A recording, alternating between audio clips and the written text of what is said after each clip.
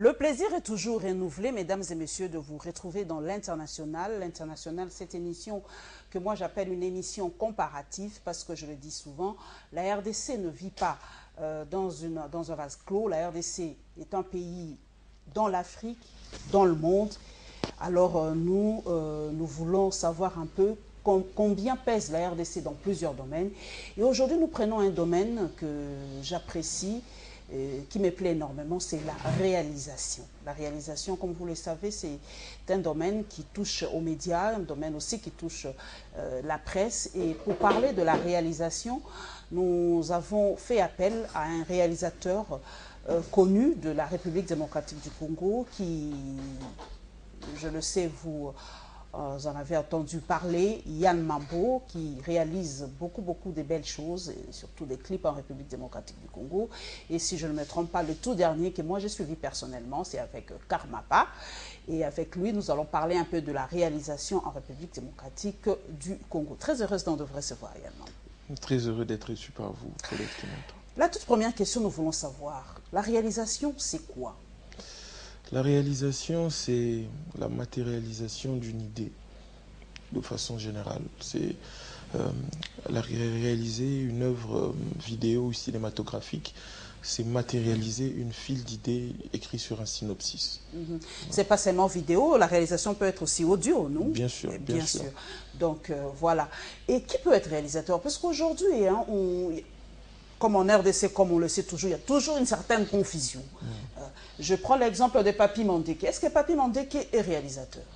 Bon. Chez nous, à Congo Web Télévision, est-ce qu'on peut dire que Papi Mandeke est réalisateur comme Yann Mambo? Ben, non, je ne pense pas. Parce que déjà, la réalisation dans le monde des médias se situe à 3 niveaux. Exactement. Nous avons des réalisateurs télévisés, nous avons des réalisateurs de vidéos, nous avons des réalisateurs de cinéma.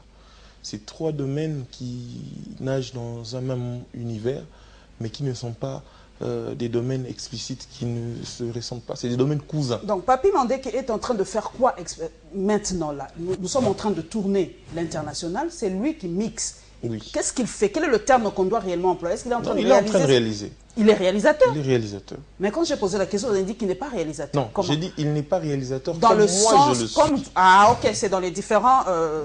Exactement. Donc Papi Mandeke, vous êtes aussi un grand réalisateur, le grand réal. Il y a, à Congo Web, il y a donc Papi Mandeke, Maurice Gigandou, et le tout dernier... en tout cas, le nom viendra, il est là. Comment il s'appelle encore? Mon Dieu, il va m'en vouloir. Il réalise aussi une émission qui passe à Congo Web Télévision. Charlie Mankassia, voilà. Le nom est arrivé. Donc, on a aussi des réalisateurs. Maintenant, je vais mettre un peu l'accent sur les clips. Nous commençons par les clips, puisque la réalisation, vous êtes dans ce domaine bien précis. Le clip. Est-ce que le clip Yann Mambo, dans la réalisation, c'est quoi d'abord un clip aussi? D'abord, commençons par là pour nous situer. Un clip, c'est quoi?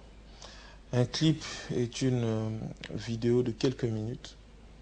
Une vidéo de quelques minutes qui exprime une idée, une folie, une pensée brute. C'est ça. Est-ce que le clip raconte une histoire? Quand je prends la chanson par exemple, moi j'aime bien prendre des exemples palpables. Vous avez fait dernièrement réaliser le clip de Karmapa. Est-ce que le clip doit raconter une histoire aussi? Parce que la chanson aussi est une histoire. Est-ce qu'on doit copier, comme au cinéma, prendre ce qui se passe dans la chanson et le mettre dans le clip, raconter une histoire? Non, on n'est pas obligé. On n'est pas obligé. Au fait, un clip doit avoir une lecture. On doit comprendre une file d'idées dans le clip. Mais le clip ne doit pas exactement raconter tout ce qui se dit sur une chanson. Comme je l'ai dit, le clip est une œuvre à part entière. Donc le clip est une œuvre à part entière où le réalisateur, lui aussi, à son tour, réfléchit pour produire une œuvre personnelle. C'est-à-dire que quand on lui donne une chanson, la chanson ne lui sert que de vecteur pour essayer de parvenir à créer lui aussi une autre œuvre. Ah, le clip est vraiment une œuvre à part. Une œuvre à part. Une œuvre à part. Je vous donne un exemple. Vous vous rappellerez de Michael Jackson. Il a fait une chanson en 1984, si je ne m'abuse, qui s'intitulait Billie Jean.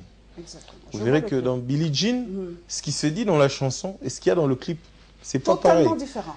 C'est vraiment deux univers différents. Voilà. Tout comme dans le clip Remember the Time, réalisé par John Singleton. Vous voyez, dans le clip, on nous parle d'une Égypte antique, alors que la chanson, elle, c'est une chanson d'amour où l'homme demande à la femme de se rappeler des bons moments passés ensemble. Or, dans le clip, c'est autre chose. Donc le clip est une œuvre à part entière. Mais le clip doit raconter quelque chose. D'une manière ou d'une autre, le clip doit raconter quelque chose de manière explicite ou de manière subliminale. Ok, subliminale.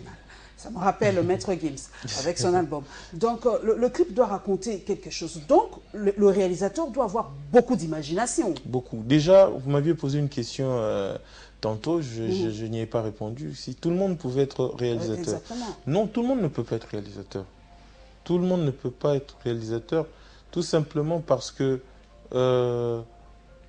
tout simplement parce que déjà pour être réalisateur, il faut être quelqu'un de très cultivé. Il faut être quelqu'un de très cultivé et de très instruit, de très intelligent. Quand on ne l'est pas, il est très difficile de pouvoir imaginer des tas de choses. Est-ce qu'il y a des études appropriées pour devenir réalisateur? Si, il y a des études pour ça. Il y a des études, pas pour apprendre à avoir de l'imagination, non, mais pour apprendre des techniques. Voilà, parce que qu'on le veuille ou pas, être réalisateur, ça demande une certaine maîtrise du milieu de l'audiovisuel. Déjà, pour diriger, parce que comme nous disons dans notre jargon, le réalisateur est le seul maître après Dieu sur un plateau. Mais déjà, pour être le seul maître sur un plateau, il faut savoir maîtriser tout ce qu'il y a sur ce plateau. Il faut ne fût-ce que savoir comment on allume une caméra, comment on fait la balance d'une caméra, comment on peut créer l'ambiance de lumière sur un plateau, comment on peut faire une prise de son au minimum. C'est déjà ça, avoir la technique du travail que l'on fait. Mais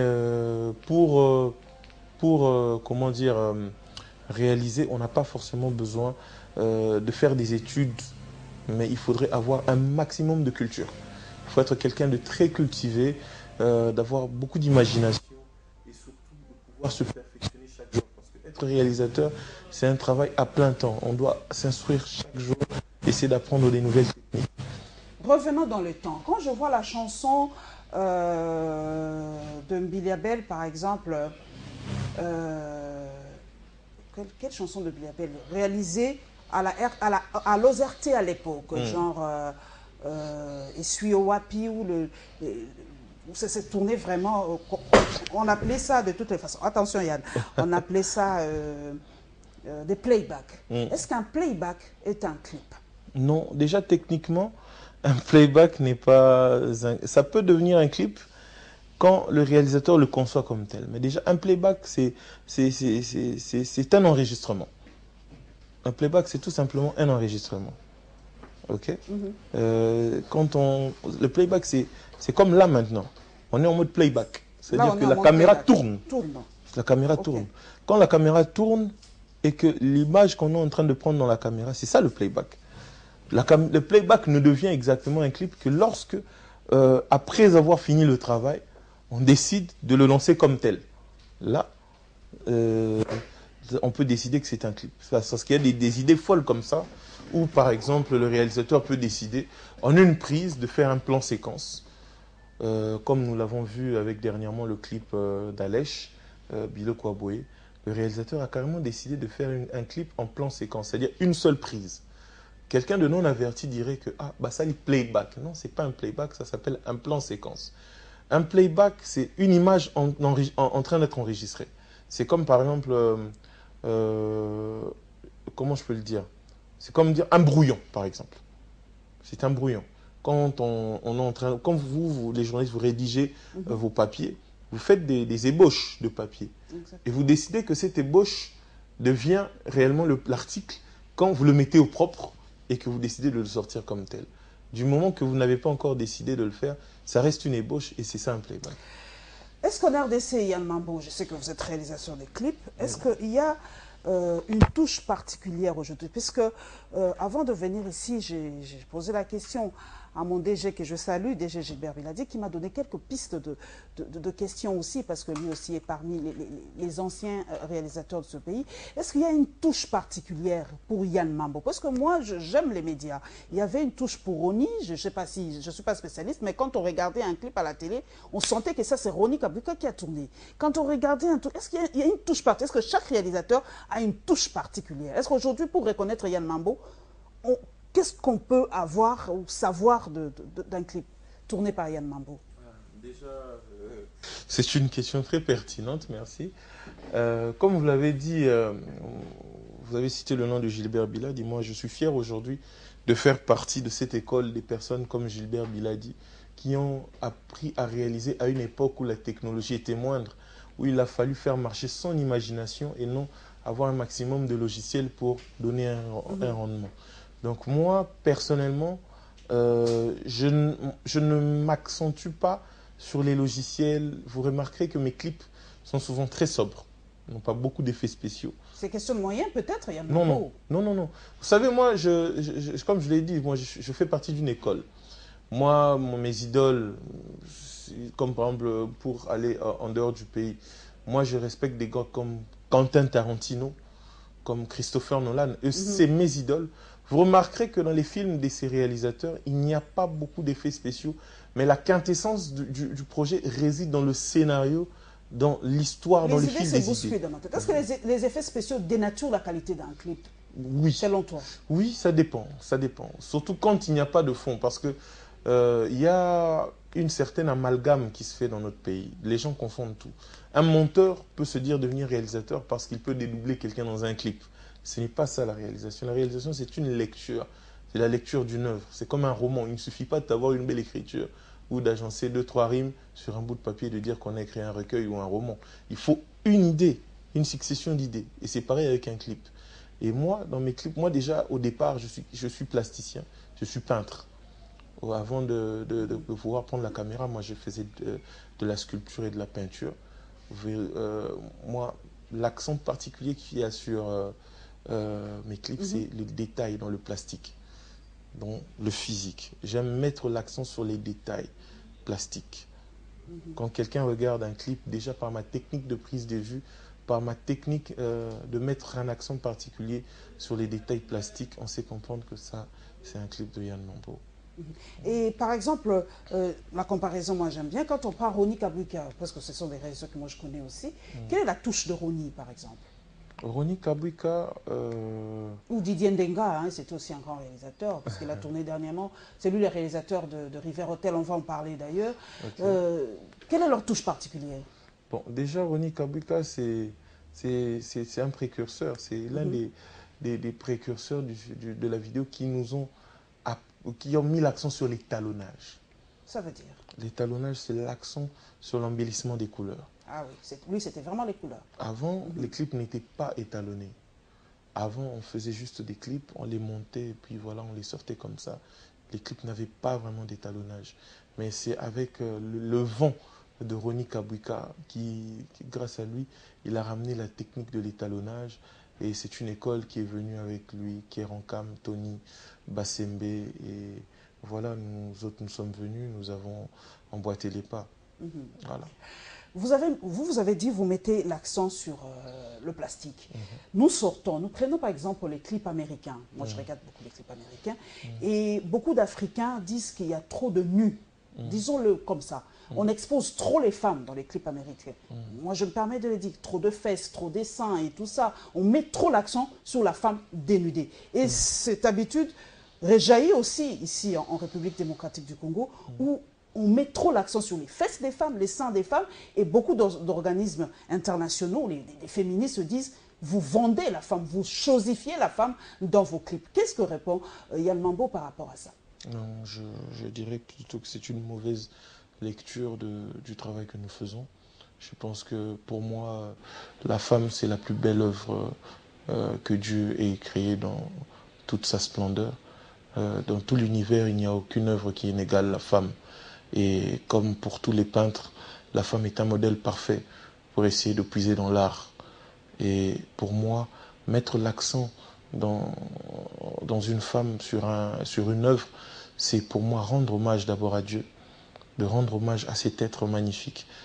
Pour moi, à chaque fois... Peut-être vos prises de vue, hein, moi je ne suis peut-être pas spécialiste, mais vos prises de vue, on regarde, vous mettez l'accent sur ce qui attire chez la femme. Il ne faut pas se coller la face, nous parlons entre intellectuels. Vous mettez l'accent sur les fesses, les seins, les lèvres et tout ça. Pourquoi mettre l'accent sur ces parties qui sont un peu érogènes, disons-les comme ça? Vous voulez vendre le clip forcément? Non, non, non, je ne cherche pas à vendre les clips grâce à la femme. Bien au contraire, je cherche à rendre hommage à cette femme. C'est elle, au contraire, qui donne la quintessence à l'œuvre. Pour moi... Donc sans femme, le clip ne sera pas... Non, il y a beaucoup de clips qui se font sans femme. Je ne dis pas ça, mais artistiquement parlant, je trouve que la femme joue un très grand rôle dans ce qui concerne une œuvre artistique. Vous remarquerez que même dans la peinture, les plus beaux tableaux sont les tableaux où les femmes sont mises en valeur sur leur forme naturelle. Même les plus belles sculptures sont les sculptures des femmes. Mais je pense que c'est vrai, il y a certes, les avis sont partagés. Il y a des réalisateurs qui utilisent la femme sur un point commercial. Mais moi, je parle ici en tant qu'expert, comme du métier. Je trouve que la femme joue un très grand rôle. Vous savez, même dans le cinéma, quand on parle d'une actrice femme, ça fait plus waouh qu'un acteur homme. Vous voyez, dernièrement, on a sorti une panoplie des films de super-héros. Quand Wonder Woman est sorti, ça a cassé tous les records de vente, tout simplement parce qu'il y avait une femme, c'était une première, et tout le monde avait hâte de voir comment une belle femme forte et intellecte pouvait sauver le monde. Et prochainement, il y a même un projet avec Marvel où on va... beaucoup l'univers Marvel. Où on lance une super-héroïne féminine. Ce sera Captain Marvel, c'est pour l'année prochaine, et je vous assure que c'est le film le plus attendu de 2019. Donc voilà. La femme, peu importe l'œuvre dans laquelle on la met, que ce soit dans la peinture, dans la sculpture, dans la vidéo et le cinéma, la femme, c'est donner de la valeur à une œuvre, parce qu'elle-même est une œuvre parfaite.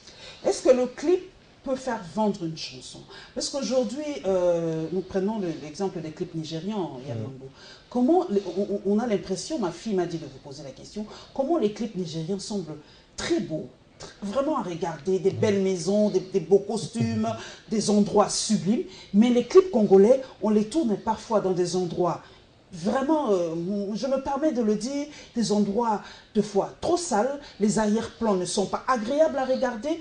Pourquoi les Congolais ne parviennent pas à être au diapason des clips nigérians, des clips tanzaniens aujourd'hui, des clips de l'Est aujourd'hui, qui passent dans Trace aujourd'hui? Bien qu'il y a Trace qui toque aujourd'hui, mais bon, quand il y avait les deux Traces, vous voyez la différence entre un clip nigérian et un clip congolais. C'est quoi? C'est question d'argent, question de réalisateur, question d'imagination ou quoi? Question d'endroit agréable qui manque. C'est la plus belle question de l'émission. Je pense que cette question mérite vraiment votre attention. Je vous en prie. Au départ, c'est une question d'industrie. Notre Congo souffre d'un gros problème. L'industrie culturelle est morte. Vous savez, aujourd'hui, les clips nigériens dont vous parlez, le minimum qu'un clip... Le Congo, aujourd'hui, est le seul pays en Afrique où les artistes exigent à un réalisateur de faire un clip de qualité avec 1000 $. Même à Brazzaville, ici, on ne fait plus des clips à 1000 $.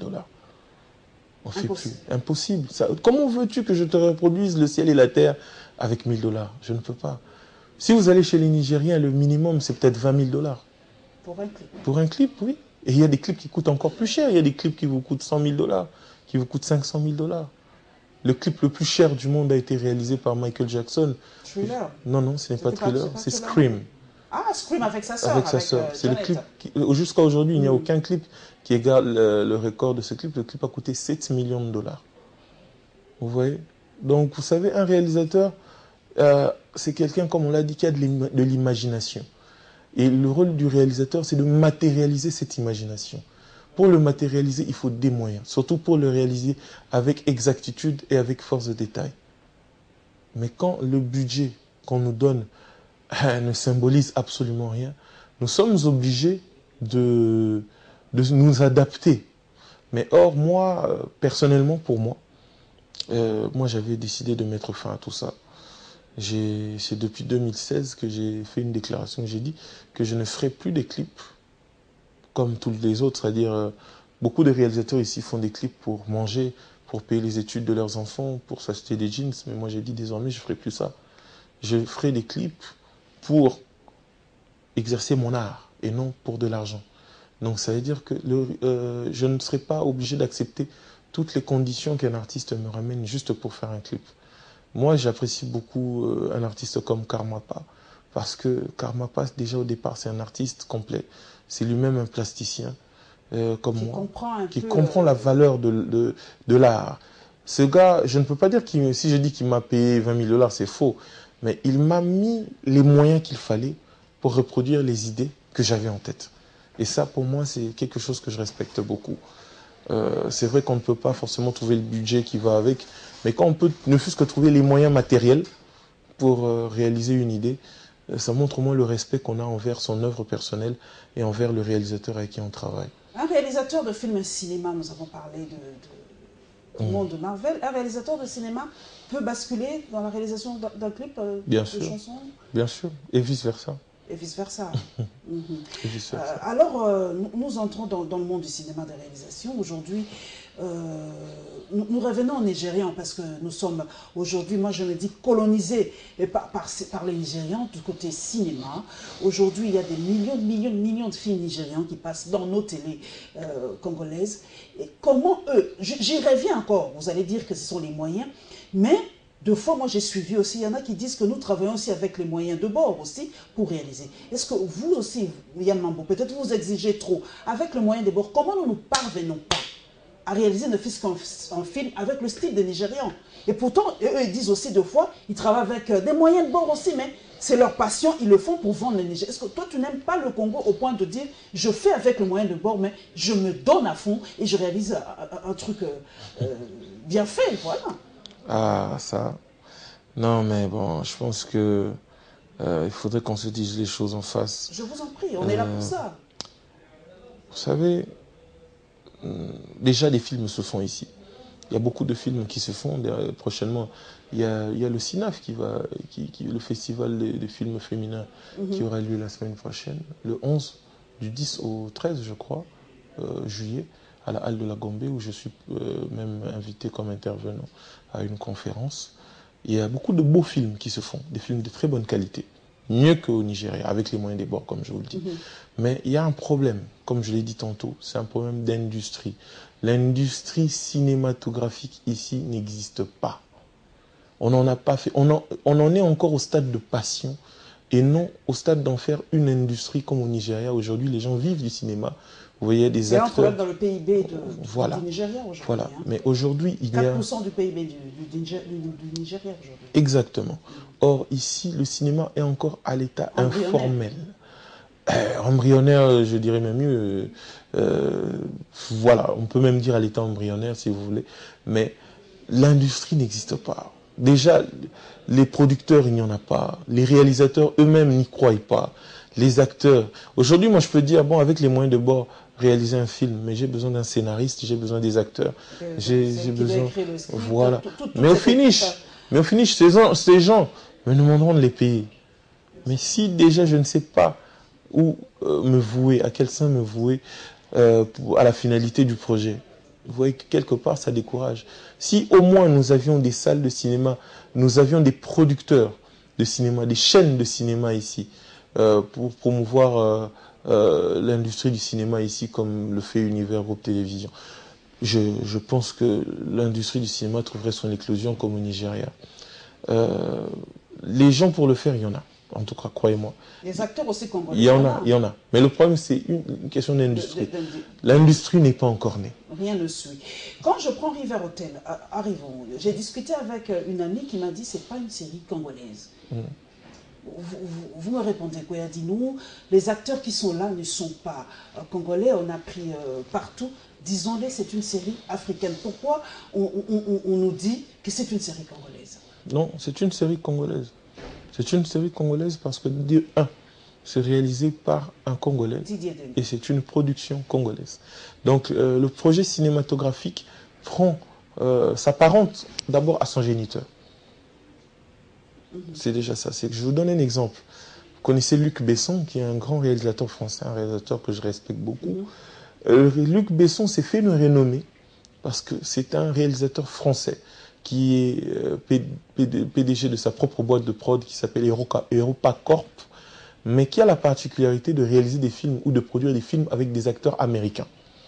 Comme par exemple Le Cinquième Élément avec Bruce Willis, comme Le Transporteur, Léon, Jeanne d'Arc, ou beaucoup d'autres films, Les Trois Mousquetaires.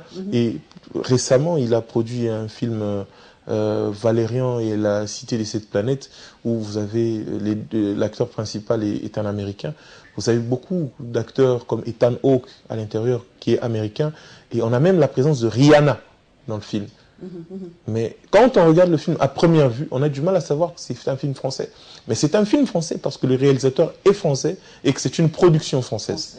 Donc vouloir faire mieux n'est pas un péché. Je pense que quand on réalise un projet de film, le choix des acteurs joue énormément aussi. Joue énormément, c'est-à-dire il n'est même pas question de culture. Je peux réaliser un film ici, le tourner ici, mais prendre des acteurs français, camerounais, ça importe peu. Ça importe peu. Vous avez parlé de Luc Besson qui est français et vous savez comment les Français se battent pour leurs particularités françaises. Est-ce qu'il y a une particularité des clips congolais par rapport aux clips nigériens, aux clips tanzaniens, aux clips d'autres? Quand on regarde comme ça, on sait déceler que ça, c'est un clip congolais. Je pense que ce travail à ce niveau-là est un grand travail à faire. Jusque-là, beaucoup de réalisateurs n'ont pas su trouver la quintessence de leur projet. C'est-à-dire que beaucoup calquent sur les projets des autres, c'est-à-dire sur les projets surtout nigériens, chose que moi personnellement je n'apprécie pas. C'est pour ça que est-ce que la culture nigériane est en train de nous tuer? Il faut le dire. Voilà. Nous sommes colonisés par ces gens-là aujourd'hui. C'est la première industrie africaine. Non, il y a un groupe d'individus qui sont colonisés par ça. Mais je pense que le système, lui, n'est pas... Je pense que des gens comme Gilbert Biladi, Roni Kabwika, surtout mon mentor, Steve Kondé, ces gens des réalisateurs n'ont pas eu besoin de calquer sur ces gens pour imposer leur nom ici. Moi-même, je suis parmi ces réalisateurs qui sont fiers de dire qu'ils n'ont pas eu besoin de calquer sur ça. Je pense que le Congo est ce qu'il est.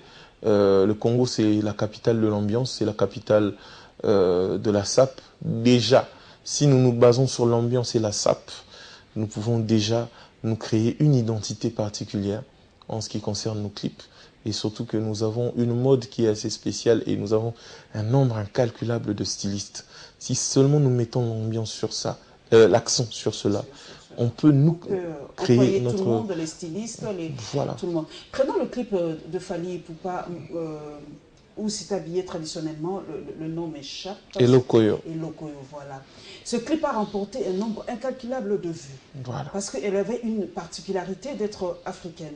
Est-ce que vous aimez ce genre de clip où les gens s'habillent traditionnellement et mettent l'accent sur la culture vraiment congolaise et des tribus africaines? Vous aimez ce genre de clip? Je pense que je l'ai dit tantôt, la particularité de Yann Mambo est de mettre... C'est vous qui avez tourné ça? Non, non, c'est pas moi, c'est un confrère.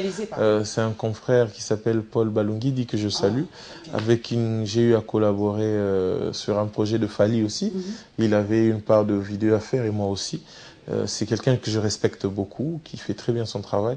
Et nous sommes presque dans le même style parce que nous ne mettons pas l'accent sur les effets spéciaux, mais sur le côté naturel des choses et sur le plastique. Vous voyez, dans ce clip, l'environnement a beaucoup joué. C'est un environnement voilà, très particulier. Vous voyez, les bidonvilles, on peut les appeler comme ça, mais c'est la réalité congolaise et ça part de beauté. C'est un peu comme les favelas voilà, au Brésil, voilà. Ça a une part de beauté dans nos œuvres, voilà. Et je pense que le côté traditionnel congolais est une richesse parce que déjà, culturellement, si nous avons plus de 450 ethnies et que chaque année nous puisons seulement sur une ethnie pour accomplir des œuvres, on pourrait avoir un nombre incalculable d'œuvres inédites et originales. La réalisation des télénovelas, j'y reviens parce qu'un internaute m'a dit de vous poser la question. Vous vous rappelez la télénovela angolaise qui a cartonné ici à Kinshasa, Winduck. Les acteurs sont venus ici. Alors les gens se posent la question, impossible à la RDC de réaliser un telenovela? Non, c'est pas impossible. Je pense que la RDC est parmi les précurseurs des telenovelas. Nous avons connu déjà un célèbre feuilleton qui a fait le tour du monde. Julie Ngoy, par exemple. Ah, Julie Ngoy. Moi, je remonte d'ailleurs un peu plus avec Moulin Soussou dans les années 80. Mais je pense que même si nous regardons ce que faisait le groupe Salongo à l'époque, c'était magnifique. Mais ce qui nous manque avec ici, les moyens de bord aussi. Avec les moyens de bord, oui. Je ne sais pas qui était le réalisateur à l'époque. C'est Chitenge Sana. Voilà. Ah, ok. Mais ce qui nous manque aujourd'hui, c'est des téléthématiques. Vous savez, les télénovelas sont... déjà, la chaîne Novela, c'est une chaîne qui produit du contenu. Beaucoup de télé ici ne produisent pas de contenu. Nous n'avons pas de chaîne thématique. C'est-à-dire une chaîne, par exemple, je donne un exemple. Une chaîne sportive. Si Congo Web devenait une chaîne sportive, non seulement elle organiserait des tournois de certaines disciplines, elle serait partenaire de beaucoup de compétitions parce qu'elle aurait l'exclusivité d'avoir ces images et de les diffuser. C'est ce qu'on appelle créer du contenu. Voilà. Tout ça, et Novelas, dans les plus grandes... Oui, et Novelas est une télé qui produit du contenu. C'est-à-dire que la plupart des séries télé qui passent déjà sur cette chaîne sont produites par cette chaîne-là. Et c'est ce qui nous manque aujourd'hui. Beaucoup de chaînes ne produisent plus du contenu. Antenne A le faisait à l'époque, grâce au promoteur de cette chaîne de télé qui s'appelle M. Gabriel Chabani, qui est un des premiers producteurs de contenu en RDC. Je ne sais pas si la société Chabani Record le fait toujours, mais nous avons connu beaucoup de choses grâce à ce genre de production. Et moi, personnellement, je travaille quelque part aujourd'hui où je suis en train de travailler sur la production des contenus. Et je vous informe, surtout à tous mes téléspectateurs, que bientôt, nous aurons notre propre série novella. Les Mapassa, c'est ça. Non, les Mapassa, c'est une télé-réalité. Ça, c'est une télé-réalité. Quelle est la différence, en fait? Moi, j'aime bien rebondir comme ça. Parce qu'aujourd'hui, les télé-réalités font naître des stars, Kim Kardashian, les autres. Comment on réalise une télé-réalité? La réalisation de c'est du playback, en fait, la télé-réalité aussi. Si je regarde bien. Parce qu'on laisse les caméras tourner, les gens... Il n'y a pas de script, il n'y a pas de... Non, il y a toujours. Même une improvisation est préparée. Ah bon? Oui, on peut créer... En fait, ce qui en fait une télé-réalité, c'est la spontanéité des choses. C'est la spontanéité que vous avez à faire. Mais il n'y a pas un texte à lire dans les télé. Non, il n'y a pas un texte à lire, mais il y a un conducteur à suivre. On peut me dire, bon, Paulette Kimuntu, on fait une télé-réalité sur vous. Bon, dans le script, Paulette Kimuntu, demain, samedi, elle va sortir de chez elle, elle ira faire les courses. Après les courses, elle ira manger au resto avec une amie. Et peut-être qu'elles iront faire les boutiques ensemble. Et le soir, elle se préparera peut-être pour le mariage religieux de je ne sais qui. Et puis dimanche, elle va à l'église. Vous suivez ce conducteur-là. Et les caméras vous suivent en fonction de ce conducteur. Mais ce qui se passe pendant tout ça, c'est vous qui en êtes l'acteur. C'est ça, au fait. Donc les caméras tournent à tout bout. C'est ça une télé-réalité, voilà. Vous êtes suivis. Suivre... Et pourquoi vous expliquez un tel engouement de cette télé-réalité aujourd'hui? Est-ce que c'est vraiment cette réalité ou c'est une réalité trafiquée aussi? Non, mais il y a un minimum de trafic. Comme je vous le dis ici, on vous impose déjà quoi faire. C'est un minimum de trucage. Donc, parce que peut-être que vous, d'habitude, samedi, vous restez à la maison avec vos enfants. Mais si on fait une télé-réalité sur vous et que dans le conducteur de cette télé, vous devez faire les boutiques ou aller manger avec quelqu'un, alors que votre samedi, votre week-end, vous le passez chez vous. Donc, c'est un minimum de trucage. La spontanéité que vous faites pendant vos activités, c'est ça qui donne le peps à cette télé-réalité. Ce qui est différent d'un film où vous avez un script à lire, vous devez incarner un personnage que vous n'êtes pas. Vous parlez de votre télé-réalité, donnez-nous encore plus de détails. Donc, ce sera quoi cette télé-réalité? En fait, la télé-réalité Banamapassa, c'est une télé-réalité qui parle des deux jumeaux, les jumeaux Paradis. Ces deux jeunes gens qui se ressemblent comme deux gouttes d'eau, qui s'habillent de la même manière, qui parlent de la même manière. Quelle confusion. Voilà, qui avaient pour ambition... je vois déjà. et ils avaient pour ambition d'aller vivre en Europe, ça n'a pas marché. Ils sont passés par des chemins un peu clandestins. Ils sont restés pendant 2 mois dans un conteneur, à chier dans un même sachet. Et une fois revenus ici, voilà... on leur a donné une deuxième chance de pouvoir retrouver leur vie et de pouvoir trouver le bonheur ici. Et ils doivent se battre tous les jours pour trouver un travail et s'y adapter. Et c'est maintenant leur quotidien que l'on suit. Parce que d'abord, au-delà d'être deux jeunes gens charmants, c'est aussi deux jeunes gens maladroits et un peu enfantins. Et donc c'est à la fois comique et très spontané. L'apport des chaînes de télévision, nous y revenons. Alors, pour vous, Yann Mambo, qui êtes réalisateur, à quoi servent alors cette cinquantaine de chaînes de télé congolaises si ces chaînes n'apportent rien dans la production cinématographique, dans la réalisation et autres? Puisque TF1 apporte un plus dans le cinéma français, Canal+ apporte un plus dans le cinéma français, CBS, Fox, nous avons des séries qui cartonnent comme Scandale et autres, produits par CBS, par Fox. Et quel est l'apport de ces chaînes si elles n'apportent rien dans la réalisation des séries, des clips et autres? À quoi ça sert alors? Vous savez, elles ne servent à rien, justement.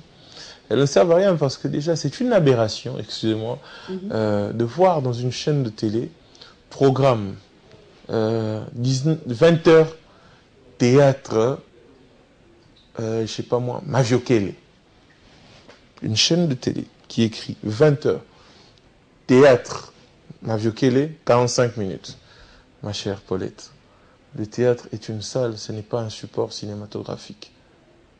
Déjà, une chaîne qui fait ça, ça veut dire que cette chaîne ne sait même pas pourquoi elle existe. Le problème est que on ne dit jamais « allons voir du théâtre », on dit « allons au théâtre ». Vous savez, si Belinda déjà... Kabango, sauvons le français, coucou à toi, oui. Voilà. Allons au théâtre. Allons au théâtre. Le théâtre, c'est l'activité qui se passe dans cette salle. Ce n'est pas un support qu'on diffuse à la télé. Déjà, une chaîne de télé qui vous fait ça, ça veut dire qu'elle-même ne sait pas pourquoi elle existe. Le problème des chaînes de télé, c'est qu'à l'époque, il y a eu l'OZRT. La première chaîne privée, il y avait Antenne A. Et après, Araga c'est venu après, il y avait eu Canal Z. Et ça, si vous regardez déjà ces chaînes-là, c'était des chaînes qui mettaient beaucoup l'accent sur le contenu. Les programmes étaient costauds. Et après, vous voyez... scotché sur Antenne A, il y avait voilà. beaucoup de programmes. Antenne A, c'était l'une des meilleures chaînes à l'époque. Mais le problème est que quand vous avez peut-être un gars qui a du fric et que son petit travaille chez Antenne A et qui vient lui dire, vieux, pour ça, nos chaînes. Ah bon? On ça chaîne. Ok, chaîne, on va coûter combien? Bon, j'ai sauté au moins des 100 000 $. Ça dit chaîne, hein? Il crée sa propre chaîne de télé. Mais lui, ce n'est pas un passionné de la télé. Lui, il le fait pour un but commercial. Quand il met 200 000 $ pour faire une chaîne de télé, après, il s'attend à avoir des revenus. Et quand ça ne vient pas, et que demain, il y a par exemple une brassicole qui diffusait une pub qui payait peut-être 200 $ le mois, et qu'il vient chez lui lui proposer 150, il prend parce que lui il a besoin de récupérer et il commence à vendre tous les espaces de sa chaîne à des pasteurs ou à beaucoup d'autres, je sais pas moi, praticiens et tout ça. Automatiquement la chaîne n'a plus une raison d'exister. C'est devenu une activité plus commerciale qu'une chaîne de télévision avec un but, voilà, avec la déontologie, c'est-à-dire éduquer, informer et divertir. Donc voilà, le problème se situe à ce niveau-là. Il faudrait déjà que notre ministère de tutelle puisse agir par rapport à ça. Que l'État congolais puisse savoir gérer ça. Parce que si nous continuons sur cette voie, c'est le métier qui meurt. Les supports télé, il y en a beaucoup. Une chaîne de télé a des supports. On a les téléfilms. On a les séries télé que nous produisons. Parce que déjà, il y a une différence entre un film et un téléfilm. Un téléfilm, c'est un film produit par une chaîne de télé. Est-ce qu'il y en a des chaînes qui ont déjà produit à Kinshasa? Ici. Des téléfilms. Les théâtres là dont tu parles, ce n'est pas des téléfilms en fait, Yann Mambo. Les théâtres. Qu'on appelle abusivement théâtre. Et ce ne sont pas des téléfilms. Non, ce n'est pas des téléfilms, c'est des séries télévisées. Ce sont des séries. Séries télévisées. Attention, il y a une grande différence entre une série télévisée, un feuilleton, un sitcom et un soap opéra. Un soap opéra. Un sitcom, c'est un peu genre Ma famille d'abord. Ça, c'est un sitcom. Ça, c'est un sitcom. Une série télévisée, c'est un peu comme Scandale. Comme Scandale, oui. Ça, c'est une série. Et vous avez parlé de feuilleton. De feuilleton. Feuilleton, c'est quoi? Genre... je ne vois pas. Un feuilleton, c'est... Un feuilleton, c'est... Tu peux donner un exemple palpable de feuilleton Un feuilleton... Il y a des épisodes, un nombre d'épisodes bien précis En fait, ça se diffère dans le timing et dans la fréquence de diffusion. Une série télévisée a pour fréquence de diffusion, c'est hebdomadaire. C'est chaque semaine qu'on diffuse une série télévisée. Un feuilleton se diffuse de façon journalière. Un sitcom, c'est vraiment une mini-série. Un soap opéra, c'est ce que vous appelez les telenovelas. Ah, ça, ce sont des soap opéras. Voilà. Voilà. Donc, aucune chaîne de télévision congolaise n'a produit ne fût-ce que téléfilm dans les normes et tout ça. Je pense qu'à l'époque, oui, il y avait Antenna qui avait produit, je crois grâce à Chabani Record, un film Kinshasa Hotel. Kinshasa Hotel. Je vais essayer de fouiller. Je vais demander à Gilbert Biladi. Un très beau film qui a connu la participation de beaucoup d'acteurs, Patricia Bassois, Tonton Jaco, Arsène Kamango, Yann Dimossi, Sans Souci, comment vous l'appelez encore, Doudou Ngafura, un très bon téléfilm. Très bon téléfilm. Nous sommes en train de chuter Yann Mambo. Les femmes, moi j'aime bien, je suis femme, je suis féministe, je suis féminine. Est-ce qu'il n'y a pas de réalisatrice femme en République démocratique du Congo? D'État. C'est pour ça que je vous invite ce 11 juillet au CINAF. Vous verrez beaucoup de réalisatrices femmes. Il y a des bonnes actrices aussi, des belles actrices congolaises? Si. Il y en a beaucoup. Hein? Si. Il y a des très bonnes actrices congolaises. Moi, mais pourquoi ces actrices congolaises n'émergent pas aujourd'hui? En tout cas, moi, j'aimais ça, c'est l'international.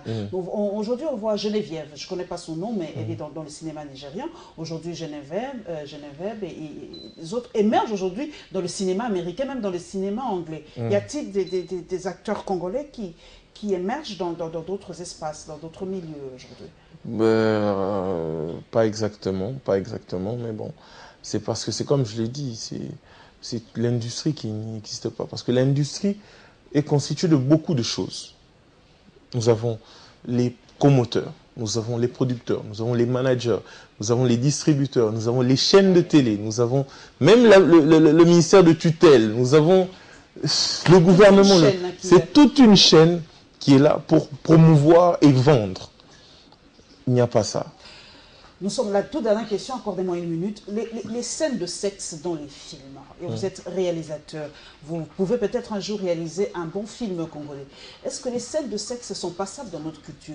Parce qu'aujourd'hui, dans les films nigériens, parce que c'est ce qu'on voit, aujourd'hui, on a l'impression qu'il y a une certaine permissivité. Même dans les films nigériens aujourd'hui, les scènes de sexe commencent à ressembler à des scènes de sexe des films américains et des films français. Est-ce que chez nous, c'est passable? Est-ce que ça passe avec... Est-ce que les acteurs congolais ou ceux qui jouent acceptent ces scènes-là? Oui. Facilement? Oui.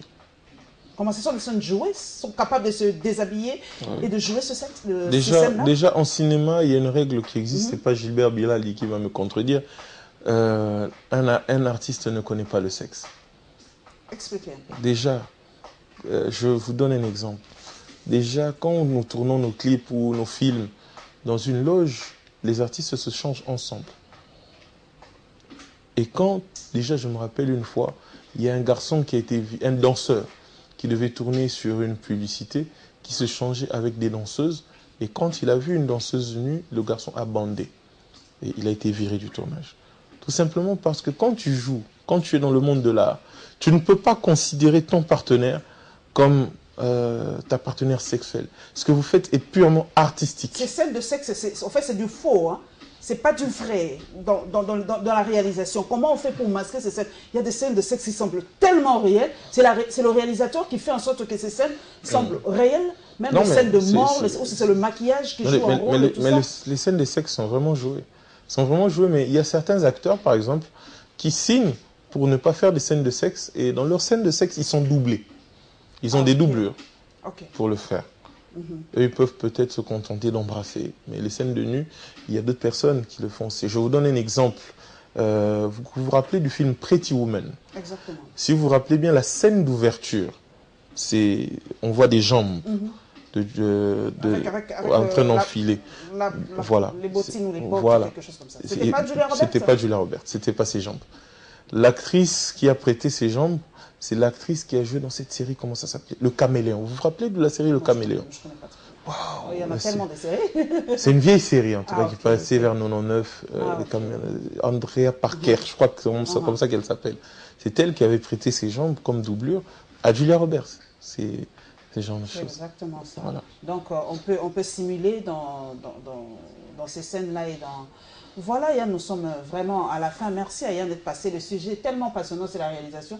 Nous espérons vraiment que les chaînes de télévision congolaises, bravo d'ailleurs à Univers Télévision, qui est vraiment une chaîne événementielle. J'espère que nous allons entrer et concurrencer dans les autres pays du monde dans ce domaine qui est le cinéma, que ce ministère, qui est le ministère de la Culture, joue réellement son rôle d'appuyer des génies tels que Yann Mambo, des Didier Ndenga et des autres pour qu'émerge en fait cette branche de la RDC. Comme le dit si bien Didi Nitoveli, RDC Colton Kakate, il y a aussi d'autres richesses, il y a vraiment d'autres facteurs qui peuvent nous sortir de ces néons où nous sommes aujourd'hui. Merci donc à Yann Mambo d'être passé, merci à toute la réalisation, merci aussi à Gilbert Biladi qui m'a donné beaucoup d'idées, c'est parmi les premiers réalisateurs, des précurseurs de Yann Mambo. Merci à vous pour votre fidélité et nous nous retrouverons pour l'international dans un autre secteur bien sûr. Bye bye.